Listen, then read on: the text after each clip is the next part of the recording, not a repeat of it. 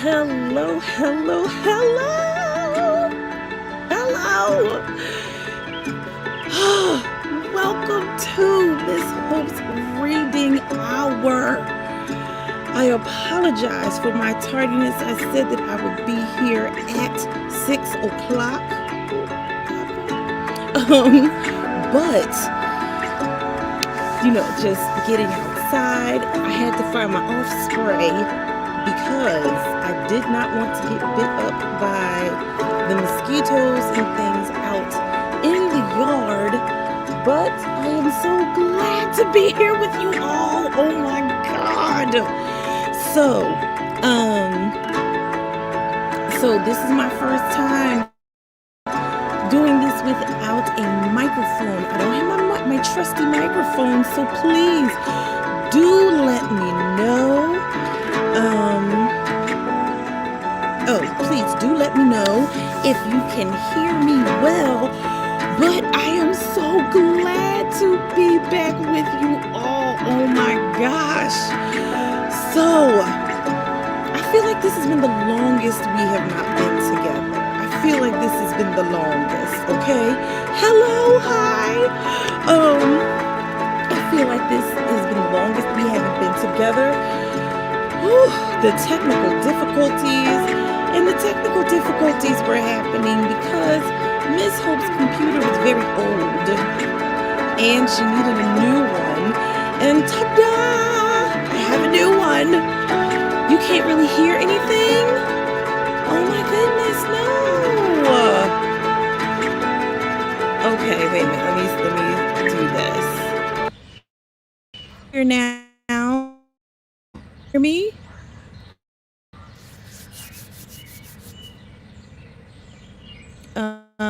Strawberry, let me know if you can hear me at all. Oh no. Oh no. I'm sorry, friends. Oh, okay, now I can hear. All right, so now I know we can't play music at the same time on this computer.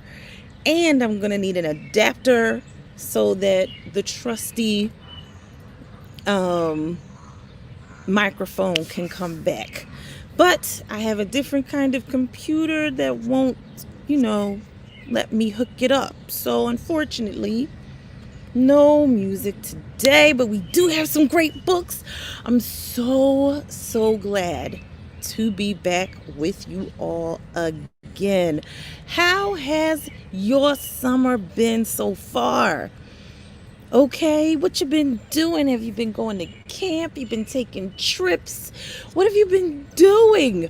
Hopefully you are having an awesome summer. It has been super hot, so hopefully you've been able to find a place to be cool, either in a pool or in the house. Or if you were out in the heat, hopefully whatever you were out in the heat doing was fun. There was some sprinkler around or something. Hopefully you've been to some great trips. Remember, Miss Hope has still been in school, y'all. My school doesn't end until September, like my semester. So Miss Hope has still been doing projects, writing papers, and all of that. But I am happy if you are enjoying your summer, y'all. Oh, I'm so happy to be back with y'all. I was like, I miss reading. I miss being with my friends. I miss being with my young ones, my older young ones, my parent friends, my parent teacher friends of Miss Hope's Reading Hour. I am so happy to be back with you all, okay? So it is a wonderful day. I am outside. I think I got a few bites. I can feel them itching a little bit, but I sprayed myself for the most part, so making sure. So my friends, make sure when you're going out, especially if you're going in the yard and things like that, have some of that off spray. Maybe have some of the Avon Skin So Soft. Have your parent you down, even parent friends, teacher friends, spray yourself down. Oh, yes, I do. I do work there. I do work there. That is all right. I do work there. Thank you for asking. School will be starting soon. So my friends, I would like to get into the books we will be reading today. Oh, also, I'm sorry, I forgot to put this up. Now, as always, Miss Hope's Reading Hour is looking for books. Always, okay? Because it's of donors like you, all of you who view, that Miss Hope's Reading is able to have quality books to read for all of our young ones and older young ones, and for those adults who enjoy a good book, okay? So, what I would like to do is invite you to donate to Miss Hope's Reading Hour Library. All of our books come by donation. 100% of the donations goes to buying books for Miss Hope's Reading Hour Library that we read Hope's Reading Hour. If you would like to donate, look right down here at this ticker. That's all the information that you need to donate either via Cash App or to send digital gift cards through our email address. And if you would like to donate books, say, Miss Hope, I just want to send you some books. Email me so that I can give you those details to be able to send those books for Miss Hope's Reading Hour Library. Now, my friends, let us get to our books. Okay, I'm sorry if I'm a little scratched. I do have a few bites and they itch, and I'm trying not to scratch them. But that's what happens with bug bites.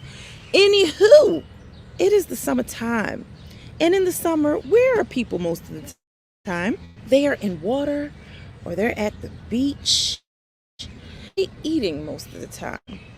They're trying to eat cool stuff such as water ice or drink lemonade or maybe ice cream. So we'll be talking about those two things today. And maybe something that, who knows, you might see when you are at the beach near the ocean. And you might want to try to catch one of these to tell people they're real. And I caught one. Okay? So, How to Catch a Mermaid. That's going to be our first book today. How to Catch a Mermaid. We'll find out how to do that and if they actually catch it. So this book is from New York Times best-selling team Adam Wallace and Andy Elkerton. How to Catch a Mermaid. Can you believe it? All right, so our next book. Remember I told you one of those tasty things you might be eating in the summer?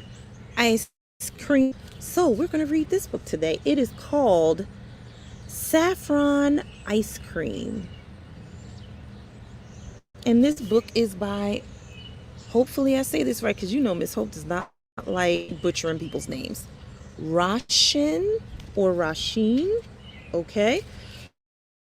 And it's a long time, y'all. It's been a long time. But we're going to finish hearing about these unteachables.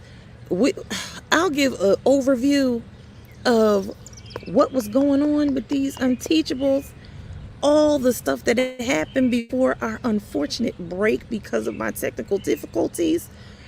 But it's been wild with these unteachables. But who knows? Them and their teacher, Mr. Kermit, might be redeemable by the time we get to the end of the book. Okay? All right, so let's get to our first book. Oof, something bit me. Ooh. How to Catch a Mermaid by Adam Wallace and Andy Elkerton. And this is a Source Books Jabberwocky book. Okay, let me make sure. Sometimes books have thicker pages, so you're like, oh, I might have skipped a page. Last week, I saw a mermaid. It's not something I'd pretend. I'd really like to catch her so that she could be my friend. We'd have the best adventures. I'd learn her mermaid way. We'd tour her mermaid city. We'd swim for days and days.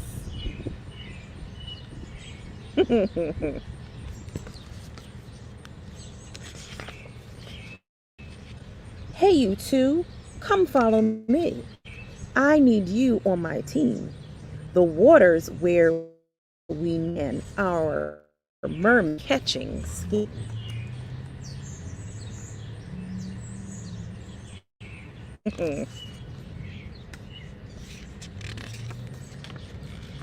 But how to catch?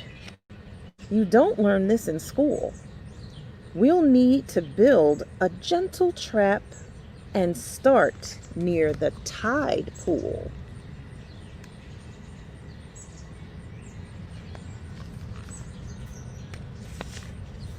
Ooh. First, I have this jewelry box. She'll love this bait I bought her. She can't resist a treasure chest. No, it's in the water. Now, as we're reading this book, you're going to have to look out to see where you see mermaid. Well, mermaids love bright, shiny things. A one will catch her eye. We'll lure her in with this new trap, and then our net will fly.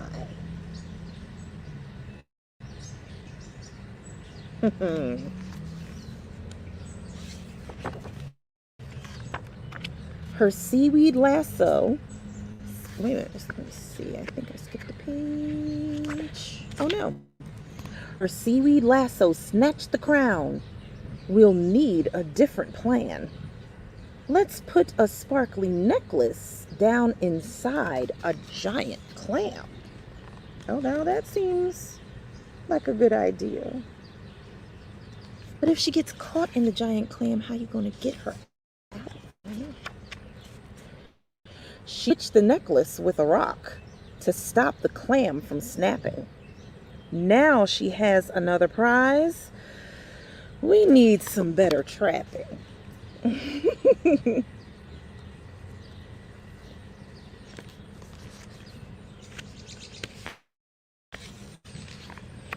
We made a lasso of our own and hid it in the seaweed.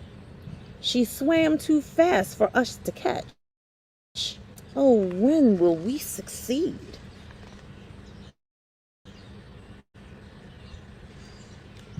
She's pretty quick. I mean, she's in the water. That's where she lives. Now let's try to switch it up and play some funky beats. Maybe that will draw her in. Oh no, there's sharks! Retreat! Oh yeah, you gotta go when the sharks come. You gotta go.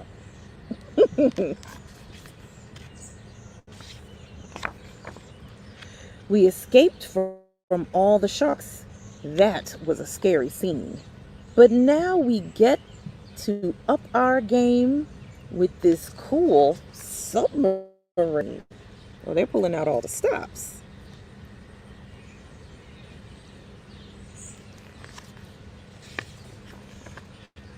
This submarine has robot arms to catch our fishies.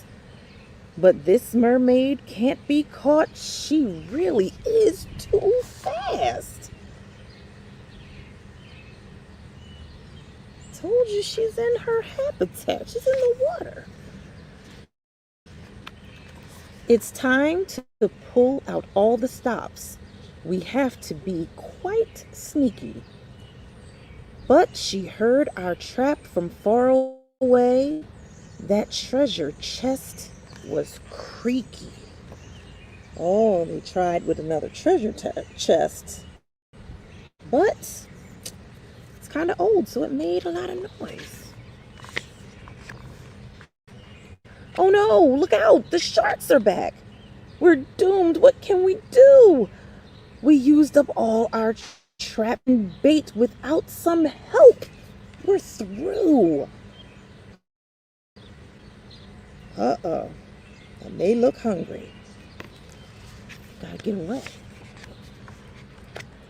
Our mermaid comes to save the day. Made a trap to save us. She scares the shark, soups us up. Really, it is correct. Oh, well, she saved you now. I don't know about you trying to catch her now. She saved your bacon. Hooray! We're safe and back on land. 3 cheers to our mermaid. We'll miss her smart and clever tricks. We wish she could have stayed.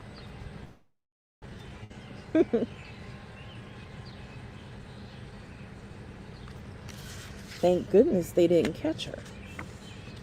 Who would have helped them with the sharks? The end. I like these books. This is, I think, maybe about the 4th. Yeah, this would be the 4th How to Catch book that we've read. And I've liked all of them. I like this one too. Especially because even though you were trying to catch me, I saved the day and saved you. So now you have to let me swim my way. And the next time, get to see me the next time you're at the beach. Okay? Very good book, so to read it with you. I know. What if she can't breathe? You want her to be able to breathe. And when you go to, now you have a friend. Every time you go, she will remember that she saved you. Okay? All right, and for our next book, Saffron Ice Cream. Now, you know how Miss Hope is about the little dust jacket. I want to know if it looks the same underneath. It does. Oh, wait a minute. Not quite. It doesn't have the name of the book on the front, but the picture is the same. Saffron Ice Cream. Now, hopefully we will learn about what saffron is. I know what it is. I want to know. Saffron Ice Cream by Rashin Kyrie. This is an Arthur A. Levins book, an imprint of Scholastic Incorporated. Oh, they have very vibrant, colorful pictures. Ooh. My name is Rashin. This is my first trip to the beach. I love the beach. I like just going to look at the water. You will find out what it is. Oh, not just any beach. I mean American Beach in Brooklyn. That's where I live now. Brooklyn is a borough in New York.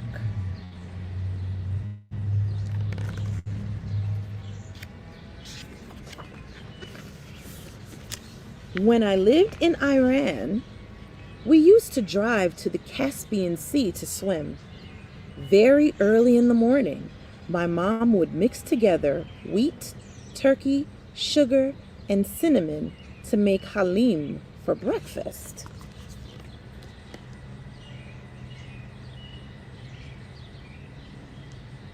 So in Middle Eastern countries, a lot of times they will mix together things that are sweet and savory. Then we would pack into my dad's old car and head very green and beautiful part of Iran called Shomal. We'd drive for about 5 hours, listening to Persian music on the radio and stopping to eat a picnic lunch in the forest along the way. Sometimes I took along my friend, Azeda, and we'd share a kebab.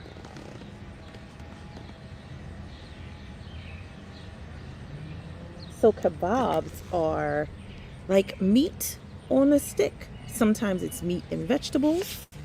Sometimes it's just meat. The beach in Brooklyn is called Coney Island. We're getting there by subway train, which filled with all sorts of people and also has music. But no Azeda, so her friend isn't there.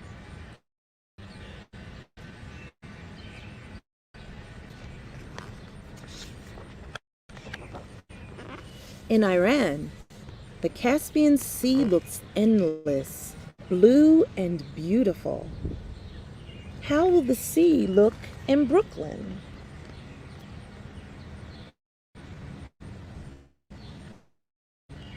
Wonder.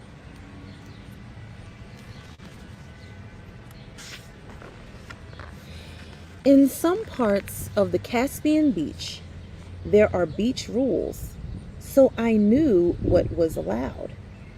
In that part of the beach, big long curtains divided the sea into two sections. One side for men to swim in, and the other side for women. My dad and brother would go to the male section. My mom and I would go to the female section. So in Iran and other parts of the Middle East, sometimes they separate men from women in cities, which is the exciting part of the beach. Oh, the female section. It's like a big party. Women take off their covers and get a tan. Everyone was female there. Me, Azeda, our moms, and even the ice cream seller.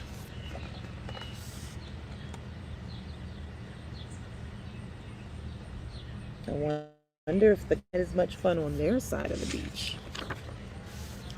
One day, I was swimming along with Azeda when suddenly I noticed some little holes in the curtain. I swear I saw blinking eyes behind them. Suddenly, Azeda saw them too and screamed, "Boys, boys, boys!" They were curious about what was going on the other curtain. 3 little boys climbed onto each other's shoulders, fell down in the water. Splash! Then the other women joined in, shouting and jumping out of the water, covering themselves with towels and newspaper umbrellas.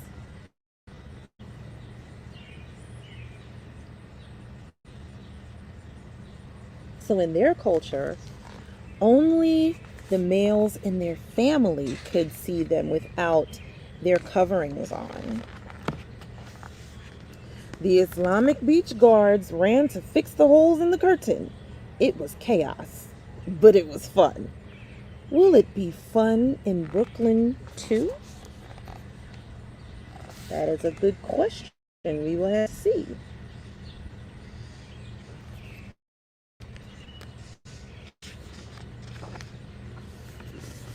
When we get off the Q train at the Ocean Parkway, it's a fun chaos too. Though don't know anybody. Families of all colors stream from the red brick apartment things.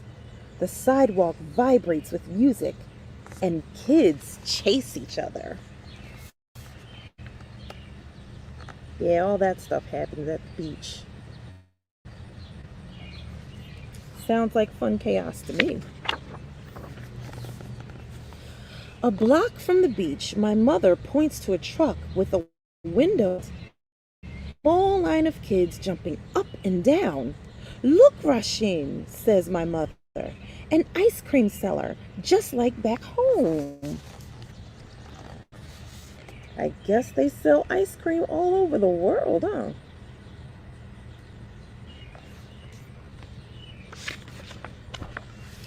Well, not just like, I think. But I wait on that line, hoping they will have the delicious saffron flavor Azeda and I used to love so much.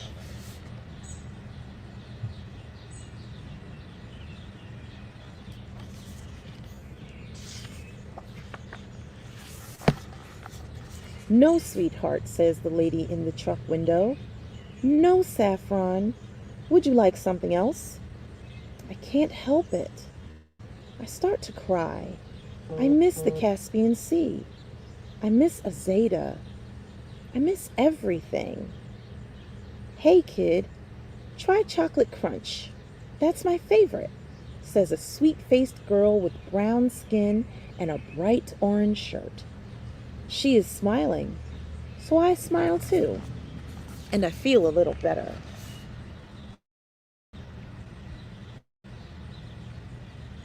Chocolate happens to be my favorite. Turns out, Chocolate Crunch is a pretty good flavor too. I can't wait to write and tell Azeda all about it.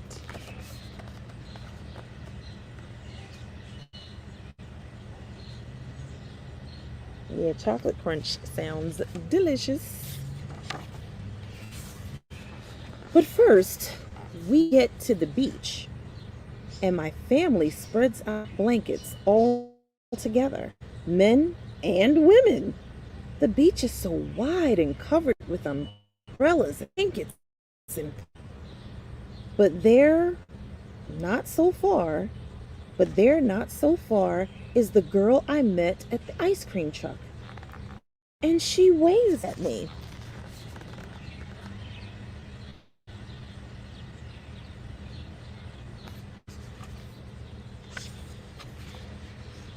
Then I walk up to the girl and practice what I've learned. Hi, I say. Mine is Rashin. What is yours? Hi, I'm Aja. Want to swim? I look toward my mother, and she nods. First, I have a question, I say. I hope I'm saying it right. What are the rules for the beach? That's a good question. Where she's from, they have beach rules. So you need to know the beach rules here too. Good questions, she says. My dad says I have to stay where he and the lifeguard can see us, and not to go too far out. Another important rule is, I wonder what that is.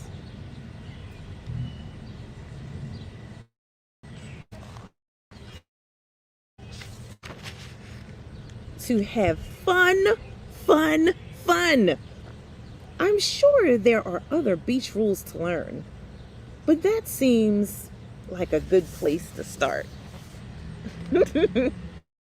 The end.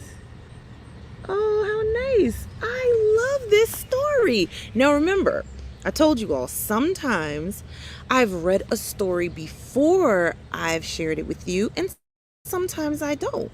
I did not read this story before I shared it with you, and I love it. I love this story. Okay? So, it didn't say what saffron is, but I will tell you what it is. So, saffron is a spice. It looks like tiny red strings, and they are from the inside of a crocus plant. And people use them to make tea, and they use the red tendrils to make tea, to flavor rice or different dishes. They use it a lot in Indian food and Middle Eastern food, and I love the flavor of saffron. I have never had saffron in something that was sweet, but I think it would taste really good. And it also gives whatever you're cooking a beautiful, like, orangey yellow color. It's a beautiful color, just like in the story. It gives your food like a color like that. Okay? So sometimes when you see yellow rice, sometimes that comes from saffron that's in your seasoning, or if you buy it in the store, you let it steep in the water, kind of like tea, and then you put your rice in and all of your other seasonings, and it gives it a great flavor. And it can be quite an expensive spice because there's so much work that goes into getting those little red tendrils from inside of the flour. So that is what saffron is. And I also like this story because it tells us about another culture and how they live, and how hard it can be sometimes for people who are not from here to deal with having to move to another country. That can be really hard. It's hard just to move to another neighborhood sometimes, or to another school. But all you need is that one super nice person who smiles and says hi, and who wants to be your friend. Just that quick. Just because Aja was a super nice person and saw that someone who was new here was having a hard time, she reached out a hand in friendship by saying, you might want to try that chocolate crunch ice cream.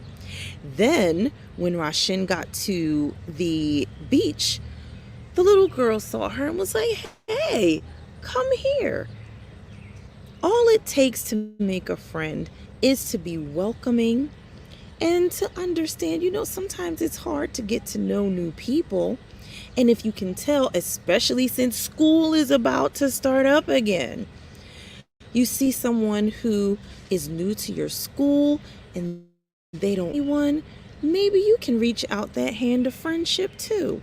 And you can learn some new things from them, and they can learn some new things from you. Oh, so glad we read this book. Really, really like it. And the pictures are amazing. I love the pictures because they're full and fun. All right, my friends. So we are to our chapter book segment with our unteachables, y'all. Okay? So in the beginning of this book, do a recap to where we are with these unteachables in chapter 16. Okay?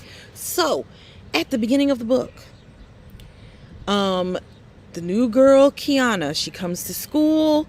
She's there because her stepmother is an actress and she's on a move set, and so she had to move in temporarily with her father and her stepmother, who she calls Step Monster. And they both have a baby boy who always gets sick and throw up everywhere. I'm ready to go home. Okay. So she goes to this new school, and her stepmother is supposed to enroll her in the school, but she doesn't because the baby is super sick. So she's just there in the office, and I will come back and get you registered. But stepmother never came back. She stayed home with the baby. Well, she had to take the baby to the doctor. So Kiana ends up in SCS 8, which is a class for the quote-unquote unteachables. Then Kermit, who is a teacher who got caught up in a cheating scandal, and to get rid of him, so they figured a way to get rid of him, class teachables. So in the Unteachables, there are a cast of characters. Okay, so let me get back to who. So there's Kiana, who's actually a smart girl. The Unteachables is really a class for kids that they feel like are slow learners, or that they are behavior issues. So they put them all in this 8th grade self-contained class. So there's Kiana, who's a smart girl, but she just decided, you know what, I'm gonna go and I'm gonna be a part of this class because Another member of the class, Mr. Parker Elias, he is 13, but he drives a truck. Can you believe it? Well, where they live in California, they have in the town that they live in, they allowed him to have a provisional license because, okay, because he works for his family farm.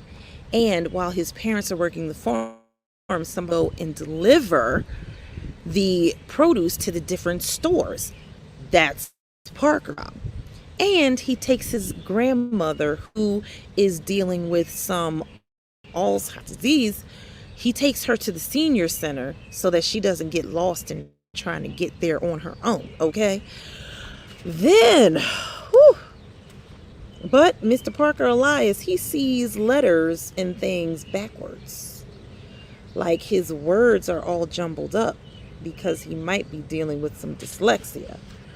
Then there is Aldo Braff. Aldo,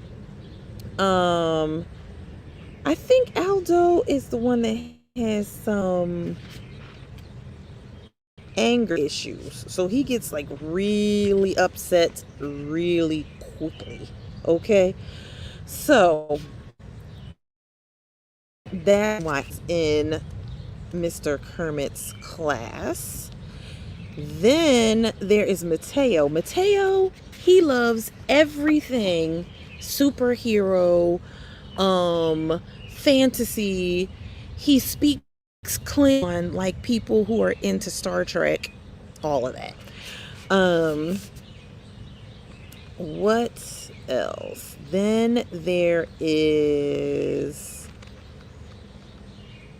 Barnstorm. So Barnstorm is a football player. Barnstorm Anderson, the football player who has injured himself, and it was fine when he was able to play football that he wasn't doing any work, but now it's not quite so fine because he's injured, and they're like, oh, he doesn't do anything, so we don't think that, you know, his grades are up to par, so we're going to put him in SCS 8. Okay, so that's when Storm comes in. There are some other cast of characters that you will learn along the way. Oh, there is Mrs. Fountain, and she is the tutor of the 7th grade class. Come to find out, she is of Mr. Kermit's former fiance that he had, where the whole cheating scandal happened at the school. Because of that, there was a lot going on with him, and they broke up.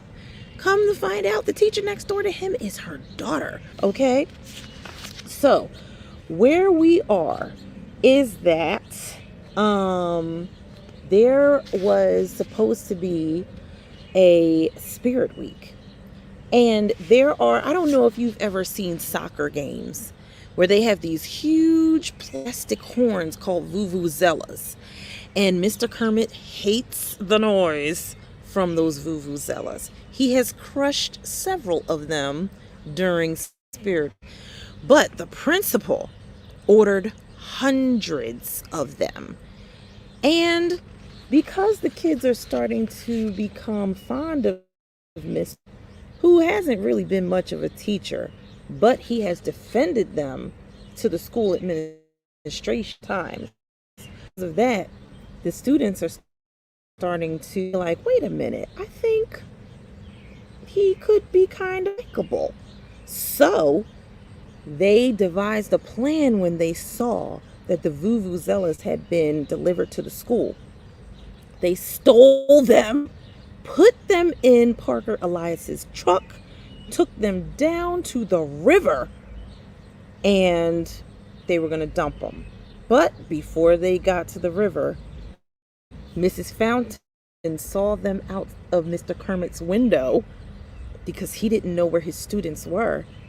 And the whole school administration, teachers, Miss Fountain, Mr. Kermit, everybody was chasing them down to the river. And by the time they got there, Mr. Kermit was trying to stop them from pouring them into the river. But unfortunately, all of the students and Mr. Kermit, including the Vuvuzelas, fell into the river. Well, the students were suspended. The Kermit still had to come to work, but he became kind of fond of them too, that they would do something so crazy. Now we are at chapter 16, and Mr. Kermit is about to meet up with the person, the student, who almost 10 years ago started the whole testing scale. Because with the standardized test, kind of like here in Philadelphia where you guys take the PSSA or whatever your test is called in the city where you are, one of the students, Mr. Jake Terranova, found the answers to the test, and he sold them to the students. Everyone found out the children cheated. Mr. Kermit had to take the fall for everything, which kind of messed his life up. Now we are at chapter 16, and Mr. Parker Elias is telling us what he sees when Mr. Jake Terranova, who is now a car salesman, Parker is going to tell us what he sees from his perspective when Mr. Jake Terranova comes to see Mr. Kermit. So, that is where we are, okay, with The Unteachables, chapter 16, Parker Elias. Jake Terranova. Everybody knows Jumping Jake Terranova, who will jump through hoops to get you a great deal on a new or used vehicle. The billboards are all over town, although to me, Terranova Motors looks more like Aromavet Rotors. Anyway, there's no mistaking the face. This guy's famous. What's he doing in room 117? Mr. Kermit has an expression on his face as if he smells something really bad. It's the way he looks when there's a Vuvuzela blaring. Since the Vuvuzelas are all gone, it can only mean one thing. He hates Jake Terranova's guts. Miss Fountain steps forward. I really should explain. I ran into Jake, that is Terranova, at my parents' country club. I wanted to see if he remembered me. He saw my Prius last year. Mr. Terranova smiles with all 32 teeth. Great car. Are you in the market for a new vehicle, Kermit? Emma loves hers. It makes me feel good. Environment every drive, Miss Fountain says with a meaningful look over her shoulder at Ribbit. Our teacher's eyes get so narrow that they're barely six.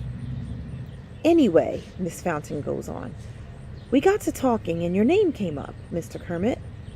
I told him about the story in the Telegraph. The car dealer cuts her off. This should come from me. He turns to Mr. Kermit. I read the article about the Vuvuzelas. They mentioned something about the past, something I was involved in. Our teacher had his teeth clenched until his lips have practically disappeared. Mr. Terranova used to be one of my students, he explains, his speech clipped some years back. Not enough. They should hear the whole truth. He addresses us. You might have heard about a cheating scandal. Well, Mr. Kermit had nothing to do with it. It was me. I can't believe the newspaper dredged up that old story. Don't worry about it, Mr. Terranova, I assured him. None of us read newspapers. I do, Mateo puts in. Middle Earth Weekly, of course. It's more fanfic than. The car dealer gives him a strange look. The point is, I don't want you kids to think that Mr. Kermit did anything wrong. It was my fault. I got caught, suspended for it. No kidding, Aldo pipes in. Just got back from being suspended. But I didn't think it would happen to a big shot rich dude. Barnstorm snorts a laugh. He wasn't a big shot when he got suspended, dummy. He was a kid like us. Aldo and Barnstorm wheel around in their seats, turning belligerent expressions on each other. But Mr. Terranova quickly steps between them. Guys, I was in middle school once too. If you two throw hands, there's nothing I can do to stop it. But not here and not now. Aldo and Barnstorm back down. The car dealer faces Mr. Kermit again. So I came here to apologize, which I should have done years ago. And if there's anything I can do to help out, you know, with the class, to do is say the word.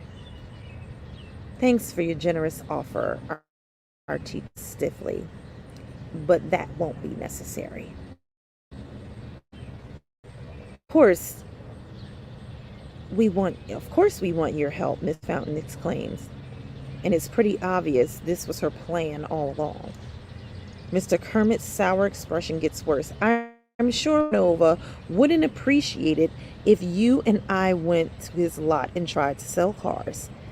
And he would be just as unsuccessful trying to teach students. Be reasonable, she pleads. He's built a business. He could give a math earning versus expenses, or how to amortize a loan. He could let us tour his repair shop and maybe about some basic auto mechanics. He could let me take a Dodge Viper for a test drive, I add. I have a license. Mr. Terranova doesn't answer. He's beaming at Miss Fountain. And at that moment, he looked exactly like his picture on the billboards, without the flaming hoops, obviously.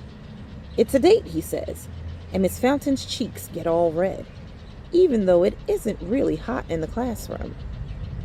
Well, maybe, Mr. Kermit concedes, if the curriculum allows. We don't have a curriculum, Mateo points out. We just get worksheets while you do crossword puzzles. That cost him a puffy tail. So the puffy tail is a chart that says, your behavior is good until, so you can get like some type of treat. So Mr. Kermit took one of his puffy tails off of his chart. Chapter 17, Mr. Kermit. The Good Bunny's chart is mocking me. No matter where I am in the room, my eyes are drawn to the bright poster board with white puffy tails. Even at my desk, when I can't see it, I sense it behind me. Knowing it's there is almost as bad as looking at it. Great as the temptation may be, I can't bring myself to throw it out. Emma keeps excuses to come in. She's frustrated that no one is earning any puffy tails. She's determined to stick with the teaching style that worked with her kindergarten class last year. Her mother was like that, 100% headstrong when she believed she was right. Middle schoolers won't excel for that kind of infantile reward system. And these particular middle schoolers won't excel if you put 10,000 volts to the soles of their feet. The only thing that motivates them, apparently, is the prospect of dumping mass quantities of vuvuzelas in the river. But that's another story, and a much more bizarre one. I don't like to think about that. There are some questions that should never be answered. My new habit is to get to class before the kids. That way, I can be finished with the New York Times crossword puzzle by the time they arrive. Just because the school saddled me into the worst class in the district, mean I have that disrespect onto the students. They deserve better. Some of them. One or two. And anyway, all of them jumped into the river when they thought their teacher was drowning. I'm still not sure what. As I spread the newspaper out, I have to push the toilet bowl to the edge of the desk, which sends some papers skittering to the floor. The toilet bowl is his huge cup of coffee. A couple of weeks ago, I would barely have noticed. But now that this place looks sort of like a real classroom, it's worth a little effort to keep things neat. If not, one of these days, Emma might show up with a Clean Buddies poster, and this one will have the name Zachary on it, which is Mr. Kermit's first name. I'm about to toss the papers when I recognize the first page. It's one of my old worksheets, accompanied by 4 additional pages of neat handwriting. Kiana Rubini reads the name at the top. I remember her handing in something like this, and come to think of it, she's always been a little less out to lunch than the rest of them. I scan a few lines. It's an essay of all things, and it seems to be pretty well written. I read on, drawn in by her compelling sentences and well-constructed arguments about mass transit. She's really enthused about the subject, and she expresses herself beautifully. What's she doing in SCS 8? This is brilliant work. Any teacher would be delighted to receive an essay like this. Why, back when I was first starting out, my vision clouds. That was a long time ago when teaching was more than a job, it was a sacred mission. I was young and stupid then, and I vowed never again to make that mistake of caring about the students. I cared about Jake Terranova once. Look where that got me. On the other hand, it isn't Kiana's fault that Terranova went into business selling exams. It won't be breaking a promise I made to myself to give her the feedback she deserves for a fantastic piece of work. So later, when the students arrive, I return her paper. Across the top is A+. Excellent. She's surprised at first, then thrilled. It triggers more long-suppressed memories. Well-deserved praise, pride, and satisfaction. Motivated teacher. Motivated student. Then she asks the question I expected the least. Do I get a puffy tail? Why would Good Bunnies even be on the radar screen of someone capable of writing such a top-notch essay? But I reply, sure, why not? As I attach the Velcro puffy tail next to her name on the chart, I have the undivided attention of every soul in that classroom. If I'd taken out a sword and knighted the girl, it wouldn't have been a bigger event. Barnstorm raises a crutch. How come she gets one of those things? What about the rest of us? She wrote an essay, I explained. If you want a puffy tail, you have to work for it. Not necessarily, Parker pipes in. Miss Fountain says you can also get one for being a helpful hair. I drive my Grams to the senior center every day. If that's not helpful, what is? So he gets a puffy tail too. That opens the floodgates. I loaded the dishwasher after dinner last night. I did blue face paint at the Avatar convention. I broke scoring records in 3 sports. I took out the garbage. I award puffy tails like it's going out of style. True, most of these accomplishments aren't very impressive. But puffy tails themselves are so meaningless that it would be hypocritical to raise the standard to earn them. Raheem gets one for staying awake long enough to receive it. Only Aldo can't come up with anything better than, on the bus today, this kid tripped over my book bag and landed in gum. I sigh. That doesn't sound very helpful to me. Aldo tries again. Well, now it's in his hair and he can't get rid of it. He looks like a doofus. Dude, you could have moved your bag out of his way, Barnstorm pronounces. That's the helpful hair way? Otherwise, you should lose a puffy tail? He's already at 0, Mateo puts in. 0 is better, Aldo explodes, because rabbit butts are stupid. Easy to say when you don't have any, Barnstorm needles. Come on, Aldo, Kiana whispers. You must have done something nice. The boy's still stumped. He sulks for the rest of the day. Just before lunch, Emma looks in, catches sight of the poster board with so many new puffy tails, and beams with pleasure. When I submit the official request for a school bus, Principal Vargas regards me with deep suspicion. She's probably thinking about how many vuvuzelas you can cram into a whole bus. A lot more than 1,000 for sure. I elaborate. It's for a field trip. Field trip, she's amazed. For your kids? Where? We're going to Terra Nova Motors. Speaking those words is even harder than I thought it would be.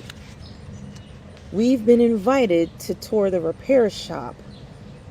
I regurgitate Emma's reasons why this is a good idea. Back up, Zachary. I've known you for a long time. Why would you go anywhere near Jake Terranova? I sigh. Emma found him at some country club shindig. She's a serious busybody, that one. She told him about the spirit fuffle and how it dredged up what happened. Now he wants to make amends. The principal folds her arms in front of her. And you want to give him an opportunity to clear his conscience? It's not me, I admit, it's the kids.